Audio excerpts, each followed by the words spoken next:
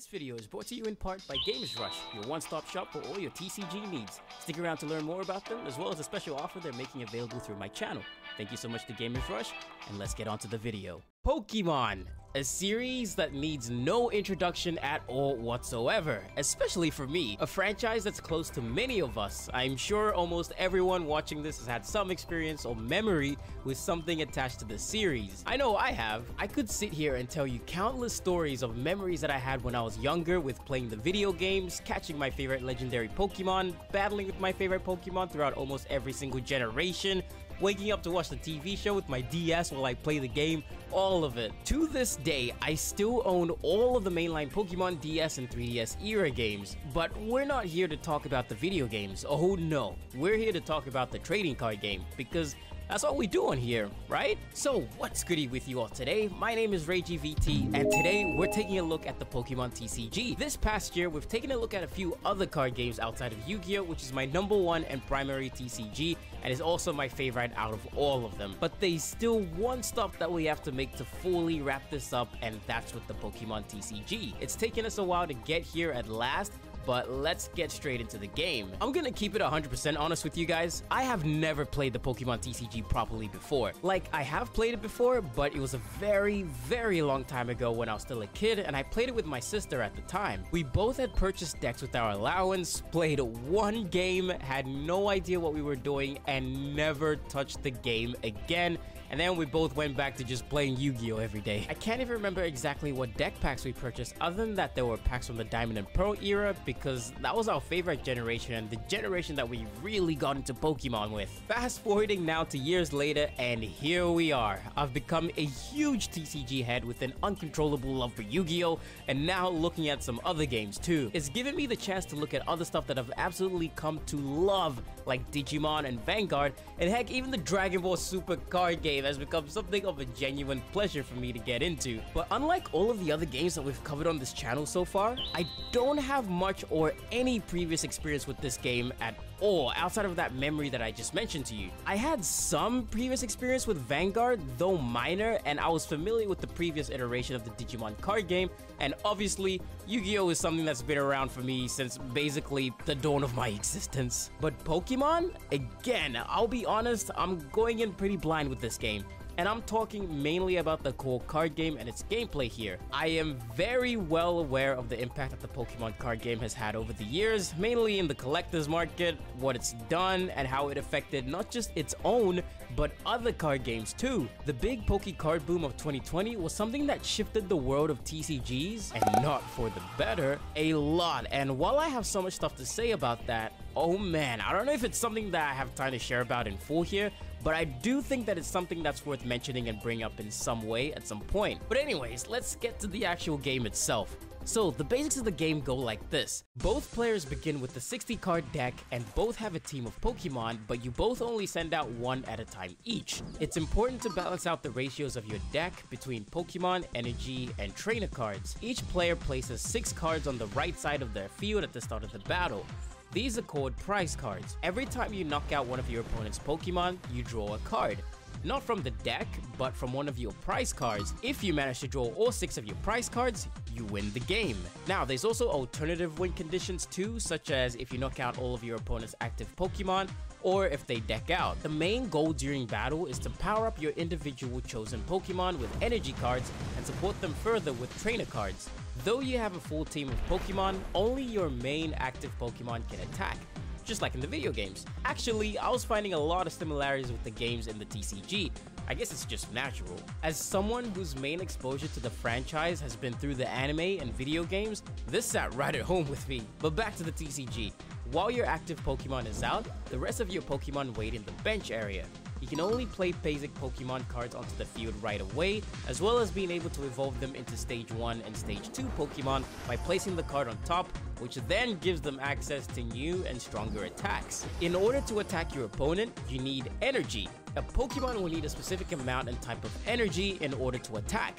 However, you can only attach one energy to your Pokemon per turn. Different attacks have different energy requirements and costs. They can be as few as like only 2 or go all the way up and be way more costly than that if needed. Additionally, you can only ever play a basic Pokemon to begin with and evolve on top of it. So you can't just slam your fully evolved Charizard onto the playfield like that. You gotta work your way up first. But there are exceptions to this rule, and I'll touch on that in a little bit. You also have trainer cards or support cards. You can only play one supporter per turn, and these cards have varying effects which help you in the battle. These effects and abilities can range from allowing you to gain more energy, act as searches for specific cards, draw more cards, and can even have effects that affect your opponent's team as well. Think Tamer cards if you're a Digimon player, but with a slightly wider range of things that they can allow you to do. You also have items or tools that you can attach to your Pokemon cards. These essentially act as slight buffs to your Pokemon. They allow for you to do things such as reducing energy costs for attacks or upping your resistance to certain attacks. These only affect the current Pokemon though.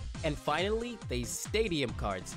These cards are placed in the center of the field between both players and have different and unique effects. These can either help you or make your time very difficult to work around with your Pokemon. However, there can only be one Stadium card in play per turn. Think sort of like field spells in Yu-Gi-Oh! With how they used to work with one at a time each. So that's the basic gist of the Pokemon TCG and rulings at a very basic level. Again, I'm still learning and playing the game myself right now, and there's a lot more stuff in between that I haven't mentioned yet, but those are the basics. There's a lot of other great videos and guys that do an amazing job in explaining everything that I've mentioned above and more in amazing detail, so I definitely recommend checking some more videos out if you want to get some more info in you. Real quickly as well, there's also a bunch of different types of Pokemon like V, VMAX, EX, GX, GX Tag Team, Break, Megas, Mega X, Levels, and so many others. Seriously, there's so many of these. I could go into all of these individually, and though I really want to, I'll just save us all the time and I won't. There are plenty of guys that explain this a lot better than I can, so I definitely recommend checking some out if you wanted to learn a little bit more about what any of these do. The main ones I want to shine a light to are the Vs and VMAX, which were introduced in the, at the time of writing this, current Sword and Shield era. These essentially function similar to the GX cards from years ago and work as basic cards, so they can be played normally. You can have stage 3 Pokemon and they can be played in basic form, so this is how you go straight to your stage 2 or other favorite Pokemon. They don't have any like super attacks or anything, but they're worth 2 prize cards when defeated. I highly recommend checking out guys to know and understand how all of these different types of Pokemon cards work. Deck building in this game can be as easy or as challenging as you want it to be depending on how you want to approach it. Every deck can only contain 4 of the same named card regardless of what set they're from. So only 4 of any named card compared to something like Digimon where you can have a deck full of Agumons as long as they're from different sets. Again, it's important to balance your deck ratios properly between Pokemon, trainers, energy, and tool cards depending on what you're building. Me, being very new to the game, have decided to pick up some V battle decks and try to upgrade them, as well as experimenting building decks around some of my favorite Pokemon. Luxray and Zeraora are some of my favorite Pokemon ever, and I've been having a lot of fun playing around with the deck build. Play what you want. It's also the best way to learn how to play any game. Now, one thing that I have to say I really like about the game is how easy it is to get started. Pokemon TCG has a huge range of different products that you can use to get yourself started with, whether you're looking to play the game or just to collect. There's a lot of different products to choose from, but I got myself started with some basic V battle decks. These are your standard 60 card structure decks that also include a rulebook, some reference cards, damage counters, a coin, playmat, and even a deck box. It's not a great deck box or anything, but I really love that they include this much in their products. A great intro to the game. There's also league battle decks which take it a little further, which I also highly recommend. These come with your 60 card deck, some damage counters, dice, a rulebook, and some foil cards with the highlighted Pokemon. Honestly, these are some of the best places to jump in with this game. It's made simple, easy, and accessible, but that's not all. There's also your standard booster box, and man, I gotta say, Pokemon booster boxes are chunky. They have a lot of value for what they are, but if you don't want to go all out for a booster box, you have elite trainer boxes. These are amazing for what they are. Each box box includes 8 booster packs of the specified booster set, a set of sleeves, a bunch of energy cards, some damage counters, some markers, a coin, a guide on the set, and on top of it, the box is great for just general storage. Man, every time I look at all the stuff that Pokemon includes in their packs, I think of how good a job they do at getting new players started with the game. Yeah, I know they might not be the highest quality sleeves or deck box, but they're still amazing inclusions, and I always think, man, I wish we could get stuff like this in Yu-Gi-Oh! I wish Yu-Gi-Oh! Did more product stuff like this beyond just booster boxes and structure decks. More stuff like the legendary hero decks or Dual Devastator and such. Although they have been getting kind of better with some of the more recent stuff like the Speed Duel boxes and the Magnificent Maven sets recently. But to just include some basic tools to get new people started goes a long way. Continuing on, you have stuff like the build and battle kits and even things like the trainer's toolkits, which are great intro products. They include everything that you need. And lastly, there's also the V-Star and V-Boxes. These are sets that include cards based around the featured Pokemon and include some boosters, a foil card of the featured Pokemon, as well as a giant card of the same card, and a pin. These are great, and there's so many of them that chances are your favorite Pokemon might have been featured in one of them. If you see one that you like, I definitely recommend picking one up, even just for the collection. There's also a few more other types of products and sets like the tins and stuff, which I'm not gonna go into because there's just so many. The Pokemon TCG has so many different ways for you to get into the game and start playing it right away. I guess it's Pokemon after all, and they definitely maximize on the amount of products that they throw at you.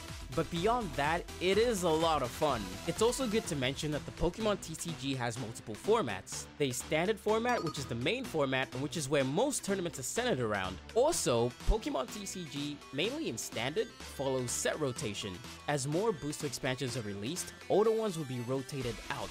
TCG booster expansions usually remain legal in standard for about a few years before having to be rotated out and being replaced with newer ones. You can only use cards from recent releases, and once a booster expansion has been rotated out of the standard format, decks with those cards will no longer be legal for play. Expanded format allows play of older cards dating all the way back to the black and white era. Card bans are way more enforced in this format because it doesn't follow rotation. There's also the now discontinued format of theme decks, which consists of pre-constructed decks for play, which is also one of the best ways to start learning the game, and a few others like unlimited format, which lets you play every card in the game as you wish, and as well as legacy format. Like many other games that I've taken a look at this year outside of Yu-Gi-Oh!, I'm amazed that it's taken me this long to finally look at this game and decide to play it and give it a try.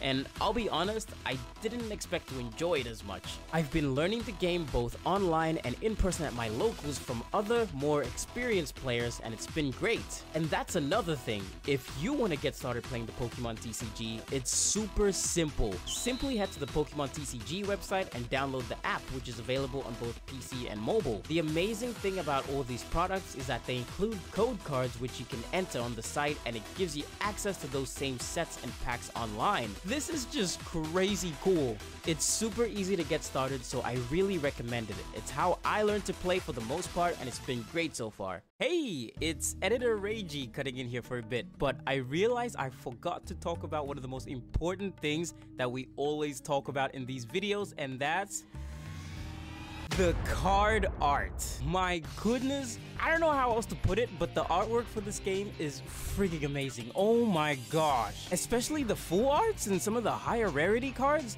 and even the basic ones can go insanely hard too. I'm a fan of just all my favorite legendary Pokemon, so I'm trying to get at least a few cards for some of my favorite legendaries. My absolute favorite arts in the game specifically have to be the GX tag team cards. These cards in particular are just absolutely gorgeous, and even though I can't play with them in standard anymore, damn it if I don't want them all. The Pikachu and Zekrom ones are my absolute favorite ones, specifically this one right here. I'm trying to get all of them, so wish me luck. But man, the artists are just so on point with capturing all the coolness in every single one of these cards for real. Absolutely amazing stuff. They definitely deserve to be commended, and for most people, especially just like collectors and stuff, get a bunch of cards for nothing else but the art alone. I know this happens in every TCG, but Pokemon seems to be the biggest one in these.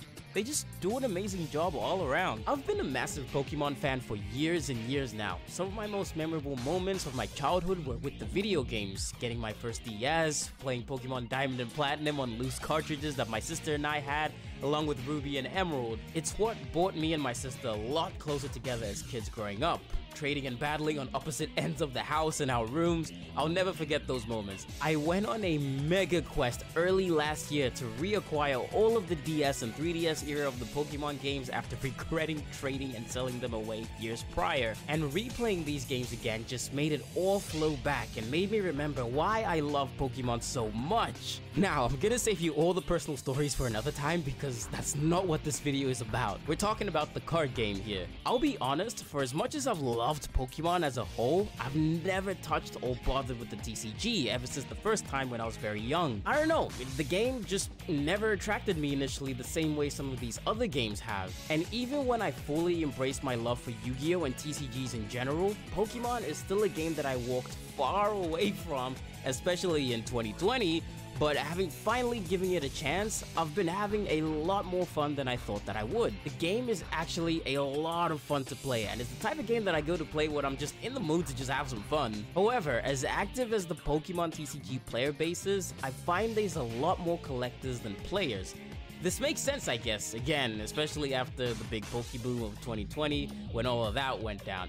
I have a lot to say about this, seriously, that I really want to share, but I don't want to stretch the video out to be longer than it needs to be. So maybe I'll share that another time. I really want to be able to play the game where I can and when I can, because when it comes to TCGs, I'm primarily a player more than a collector. With Pokemon, I want to be able to do both. To play the game for real, and maybe also build a binder of some really cool cards that I really like. Just for reference, guys, these are my 5 Yu-Gi-Oh! Binders, 3 of them full and 2 still in progress of being full. This is my Digimon binder, which is now almost all filled up, and I need to grab a second one so I can fit more cards in. I even have a binder for the Dragon Ball Super card game, which, though small, is still stacked. Now here's my current Pokemon binder before filming this video.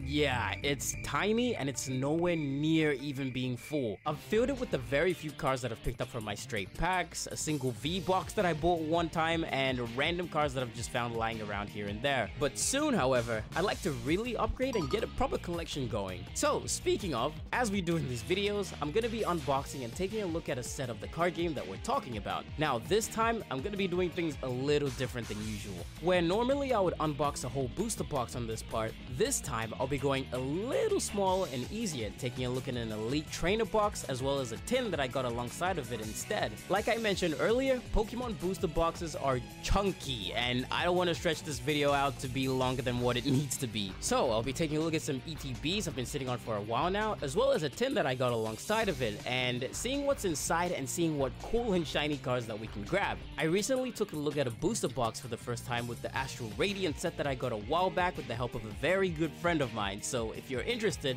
I'll have that up very soon. Once again, I want to thank you guys for watching this far, and I apologize for the wait again, but I wanted to get everything right for this video.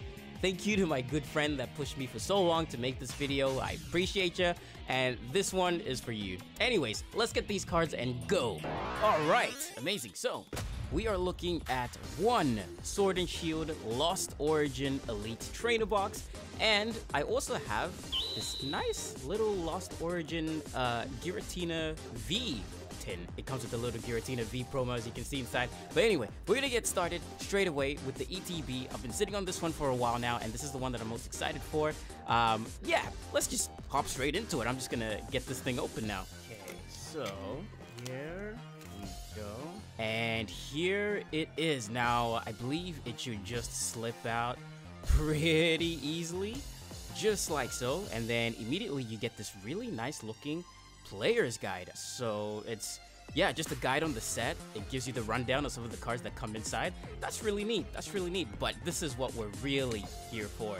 So we have the actual Lost Origin ETB right here, and you can see inside some of the contents that we have. Now, this is, you gotta excuse me, this is kind of like my first time going through the Pokemon TCG, so I'm a little bit excited, but at the same time, I know for the average Pokemon players, this is all stuff that you've seen before. But in here, we get some really nice looking sleeves.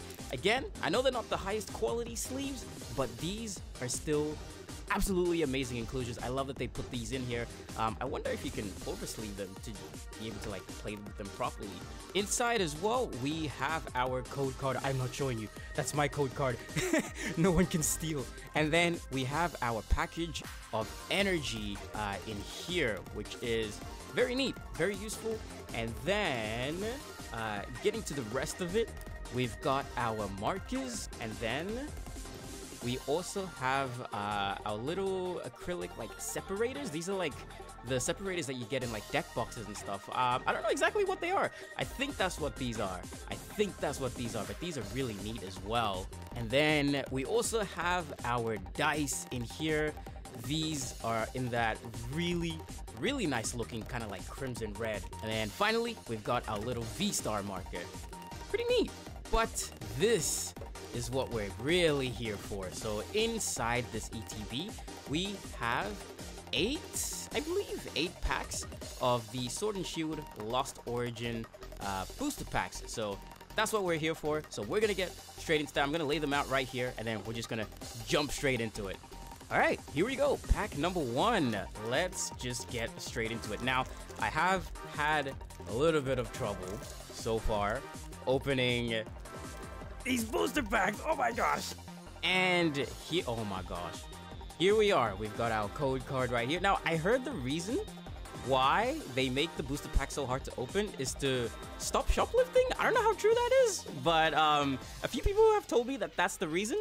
Anyways, I think that's kind of smart.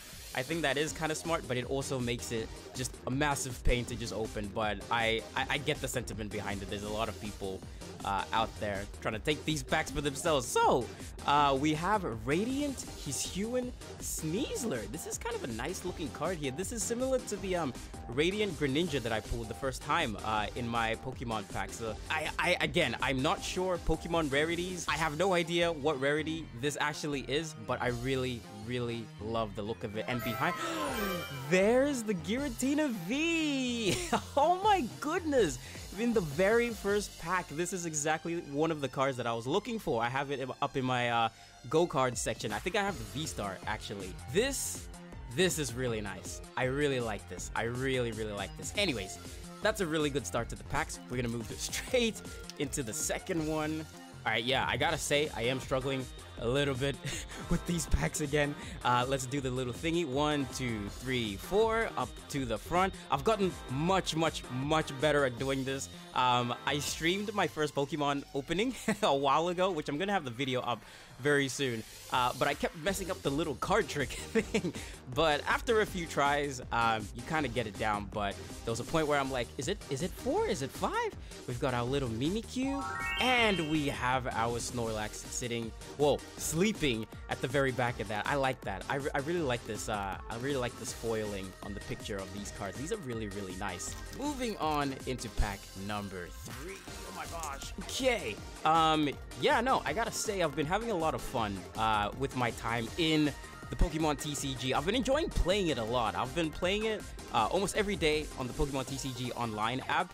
And it's just been really fun whenever I get to play like in person with other people. It's always really neat, and it's just really cool having the community just come in like with these types of things. It's really cool. Nuzleaf, really neat, and we also have the Hooper. Now the artwork on this is really mean looking. This actually looks really cool. This looks really cool. Yeah, it's so funny. I was watching a Pokemon lore video, and I found out that Hooper is actually one of like the most evil Pokemon to like ever exist. And I'm like, what? Really? This little guy? The dude with the rings? Him?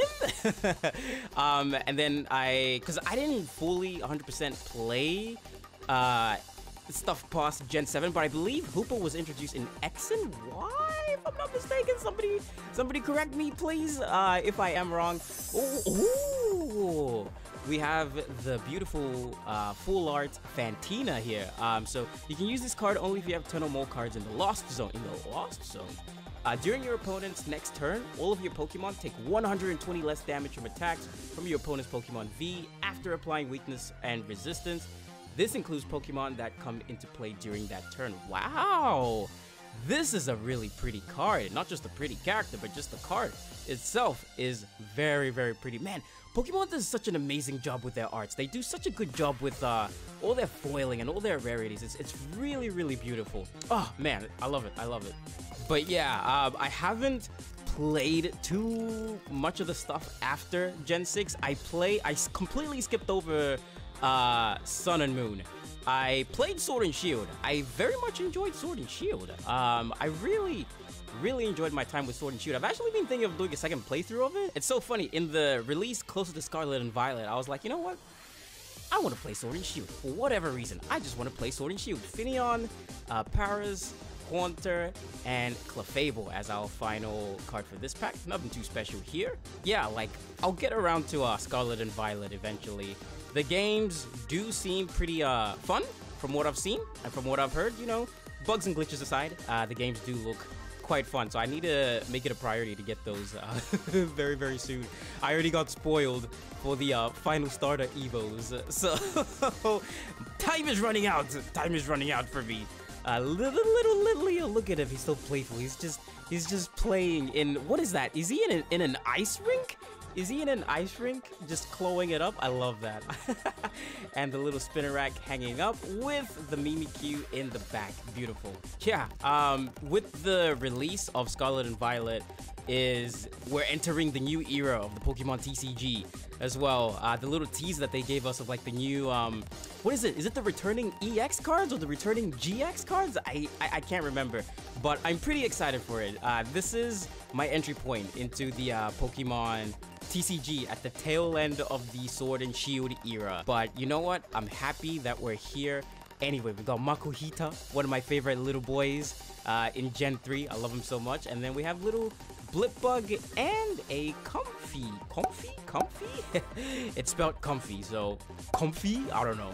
And here is our final pack. It's the Hisuian Zoroark, which I was very fortunate enough to pull in my previous packs. I was very happy about that. That was the Hisuian Zoroark in the Brilliant Star. No, sorry, not Brilliant Stars.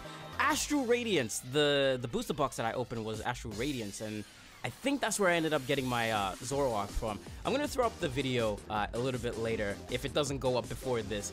We have the Lost City, Carbink, Horsey. My cards are falling off. Oops. Shuppet, Shellos, Growlithe. Oh, the little Growlithe. The goodest boy, my favorite.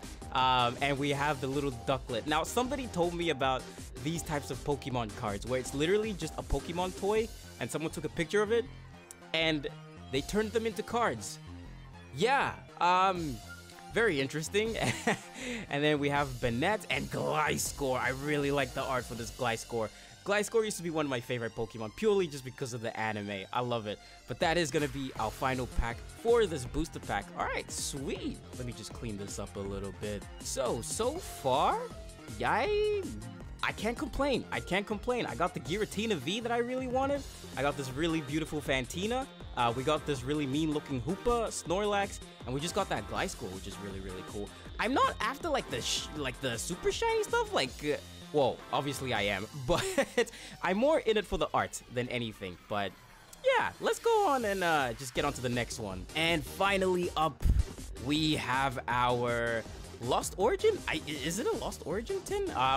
There's a specific name for these. I completely forgot what the specific name for these is, but this is the tin that we're gonna get. You can already see at the front there, we're getting that Giratina V promo card, which looks absolutely beautiful. I wonder if it's exactly the same as the other one. We'll find out. We'll find out soon, but let's get into it. Oh man, these are like proper sealed.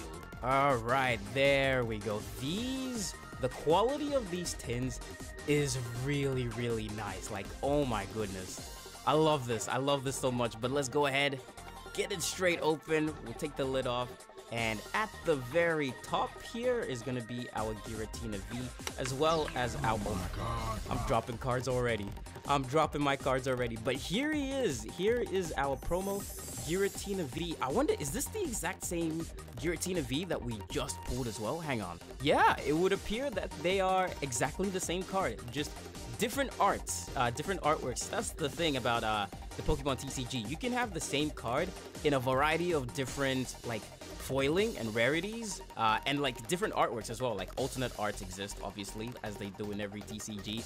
But in the Pokemon TCG, it's they kind of take it a step up. Anyways, here are our 5 packs that we're going to be opening. We're going to get started with the exact same pack that we opened last time for the ETB. So let's go. Here we go. Oh man, oh my gosh.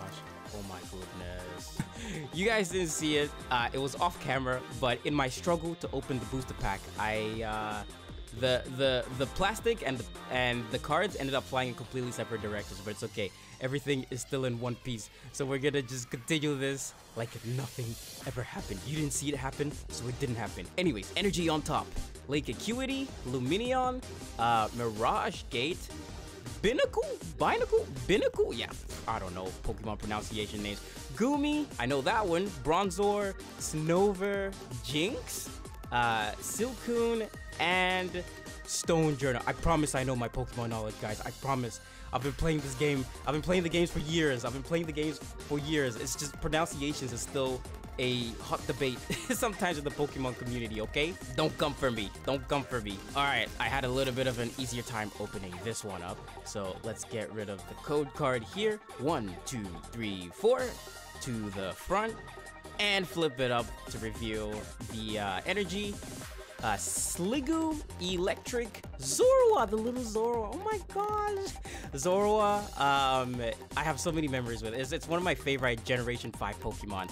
I remember the Zoroark event when Pokemon Black and White first released. Oh man, I'll never forget. If you had the legendary dogs from Pokemon, what is it, Heart Gold and Soul Silver? I believe you have to transfer them too. But our final card is going to be the little Politoed as he's just kind of stepping into the lake. You can see him there. He's like, okay, I've done my swimming time to get out of here. Only 3 packs left up here. I'm going to mix it up. I'm going to go ahead and open this one over here with the Galarian Articuno. Not going to mix that one up again. Had a funny moment where I called Galarian Articuno Hisuian Articuno on stream, and everybody dragged me for it, you know, rightfully so. It's it's my fault for not paying attention in Sword and Shield. Rugged Helmet, Fog Crystal, Furfrou, a Venipede, Little Spheal. We've got Crabrawler, Golett, and Cobalion. He looks really cool in this art. You can look at him. He's like, yep, that's right. I'm the leader. And we've got the Zeb Striker. I'm sure I can find some nice uses for this card. I'm sure I can definitely find some nice uses for this card. The Rapid Strike Zeb Striker. We'll figure it all out later.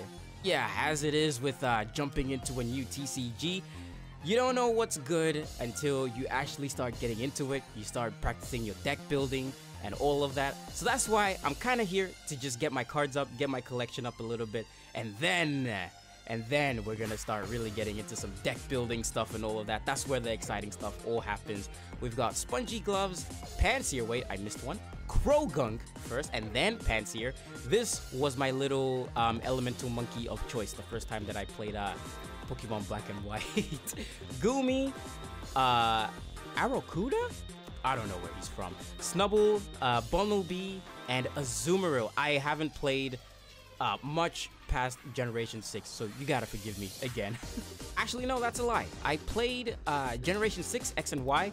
It's just the Alolan games that I completely skipped over. I completely skipped over Sun and Moon.